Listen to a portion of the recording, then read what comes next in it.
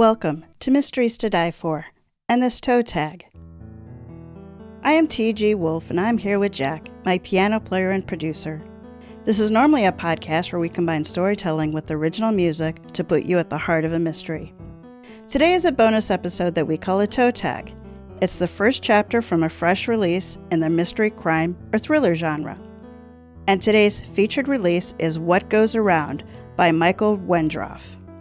Alright, before we get into reading this, we are going to talk a little bit because the way this is written, there's a lot of chapters. Some of them are a page, even less, and so it's really fast hitting.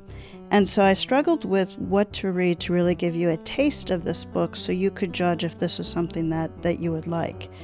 So what I'm going to do is actually read you multiple chapters so that you get a sense of the storyline that sort of kicks it all off. All right, so I'm going to tell you which chapters I'm reading. Chapter 1. Who would have thought killing would be so easy? I have to admit, it began innocently enough, just a little target practice on a lonely tree stump, a quiet, secluded area on a hillside, far away from examining eyes and eavesdropping ears. The air was still, the scent of evergreens permeating the area. I took in a deep breath, immediately regretting it, disliking the scent. I definitely prefer the smell of decaying deciduous trees. Leaves decaying and then gone forever. Death.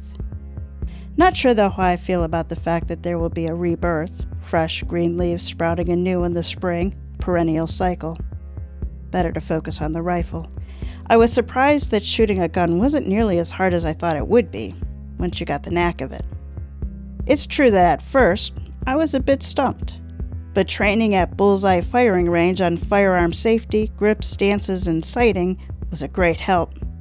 Hey, it's a dangerous world. We need to be able to defend ourselves, I'd said to the instructor, who enthusiastically responded, "Hell yeah!" Hell yeah. The rifle itself wasn't as heavy as I expected. New synthetic materials were surprisingly lightweight. Still, the recoil took a little getting used to. But that came too. The feel of the stock pressed firmly on my cheek was empowering, like becoming one with the gun. I'll let you in on a little secret. Using a scope on the rifle made sighting simple, so much easier and more accurate. The crosshairs provide a perfect targeting mechanism. All you have to do is press the trigger, press, don't pull I learned, using constantly increasing pressure until it, well, basically surprises you by firing. The tree stump didn't stand a chance.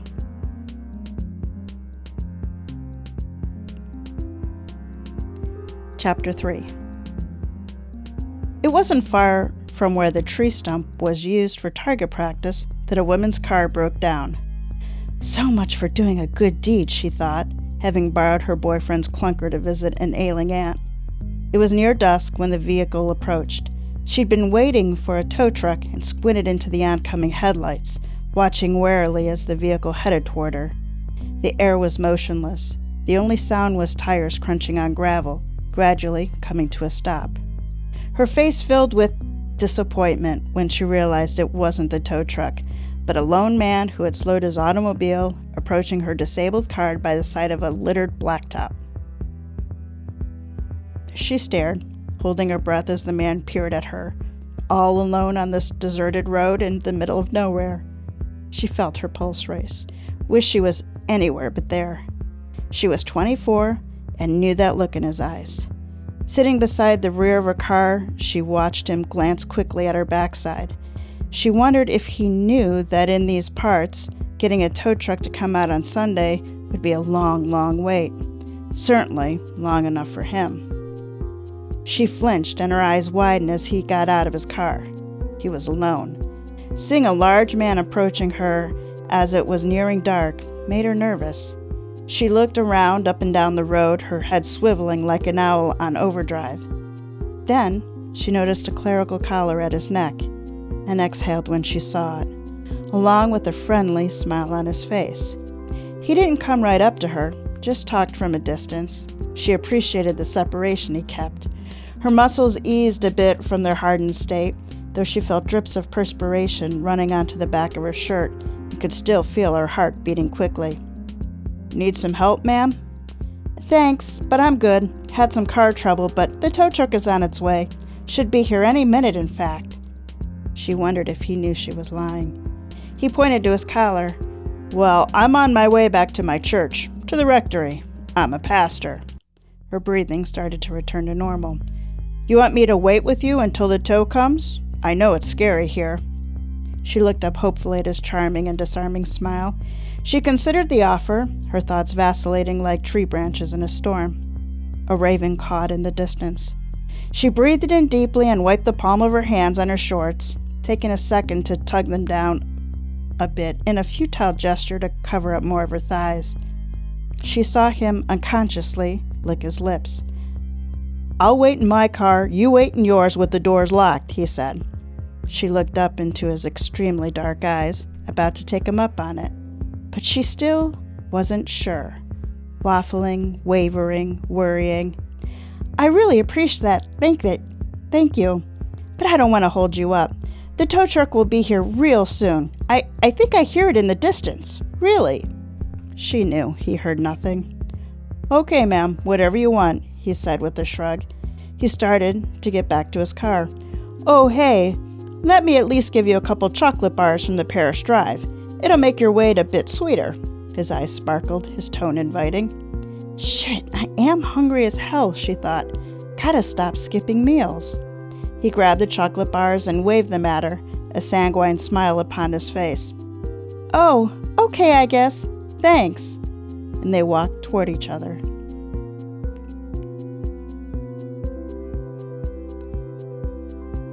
Chapter 5. It was dead.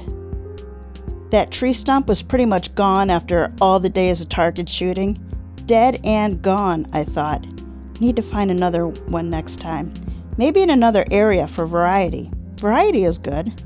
I headed out, walking back to the car I left in a secluded area off the other side of the road. It would be a bit of a hike, but that was okay. Time was no issue. The car would be there, waiting. If anyone actually saw it, which was unlikely, they'd leave it alone. The old Mercury Marauder was on its last legs when bought used a couple years ago. Now it mostly hobbles, but it was cheap and was perfect for my needs. The scream was piercing. It didn't sound all that far away. I decided to check it out and headed in its direction.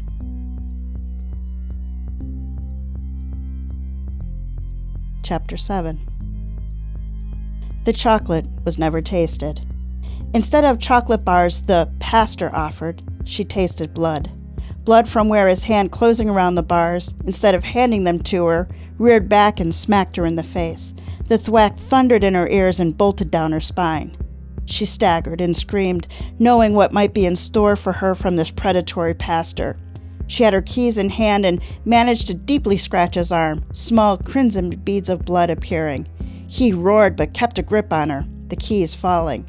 She poked at her eyes with her long nails, barely missing as he quickly jerked his head back, his crooked collar coming off. Breathing heavily, she twisted and tried to knee him in the groin. He blocked it and maintained control. She fought back bravely, but he was just too big. Now he had his hand over her mouth, suppressing subsequent screams, and he pushed her down to the ground. I looked down the hill and I could see a man on top of a woman, tugging at her shirt while she struggled. Though certainly not close enough to see her face, it was very clear what was going on. I took a few deep breaths, uncertain what to do. Uncertain if anything at all should be done. He grabbed at her again, ripping the fabric of her shirt, of her soul. Panting, he grunted while he had a knife, and if she continued to struggle, he wouldn't hesitate to use it. The wild look in his eyes told her she better listen. Her body went limp, the fight finally out of her, and like a wrestler after the count. She closed her eyes, her tear-filled eyes, and prayed.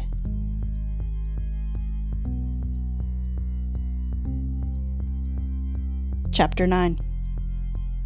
I made a decision. I lined up the shot, though it was farther than I'd ever practiced. The rifle wasn't staying steady. It There hadn't been any jitters while shooting at the tree stump. Shooting a live human being was proven to be something altogether different. The first shot was about 10 feet off, hitting the side of the car. Damn. My second shot was closer, pricking the dirt a few feet away from them, but close enough to the woman to cause earth and rocks to skid onto her. Sweat poured down my back and my finger felt slippery on the trigger. By the time I was ready to fire the third bullet, the rapist was looking around frantically. He stood up, almost tripping as he became entangled in her shorts while attempting to shove his penis back in his pants and run. He wasn't successful. The bullet tore into his chest. He was dead before he landed with a thud upon her, his blood ejaculating all over her body. I heard the woman screaming as she struggled to push his body off of her. I'm sure the blood made it slick and his weight must have felt like she was being crushed by a boulder. I watched through the scope, fascinated, as she frantically moved beneath him. Finally, she managed to slide out from underneath him and rolled to her side, where she promptly vomited. I'd seen enough. I knew it was time to disappear. I still couldn't believe the shot had actually hit the guy. It seemed like a miracle. It was a strange feeling, though, a mix of surprise and exhilaration, and something else. I ran off and headed back to my car. It was quite a bit away, but my steps were fast and light. I was in high spirits and I got there quickly. Perhaps this was a sign. My destiny? All right, so there you had an excerpt of What Goes Around by Michael Wendroff. So you can see that I had to read a couple chapters there to lace the start of the story together for you. What was in the alternating ones that I didn't read is the introduction of police officers, detectives, Jack, now I have to scroll for his name, hold on, Jack Lundlam and Jill Jared.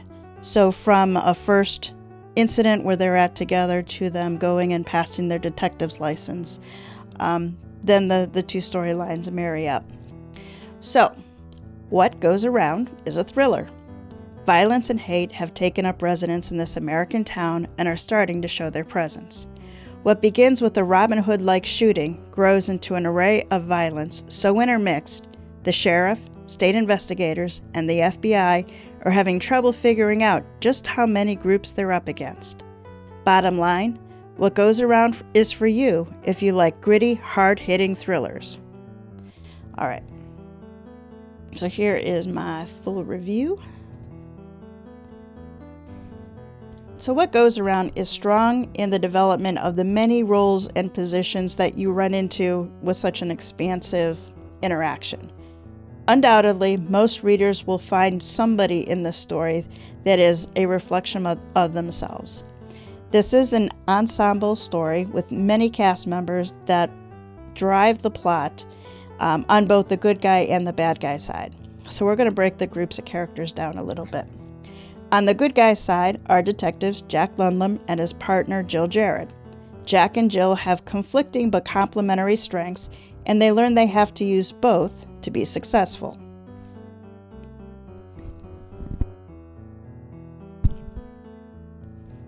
Tracy is a deputy for a sheriff who is dismissive of anything that doesn't fit into his re-election box.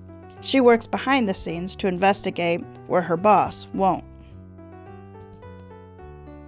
On the bad guy side are a few shooters who are waging war or who are waging their own personal missions.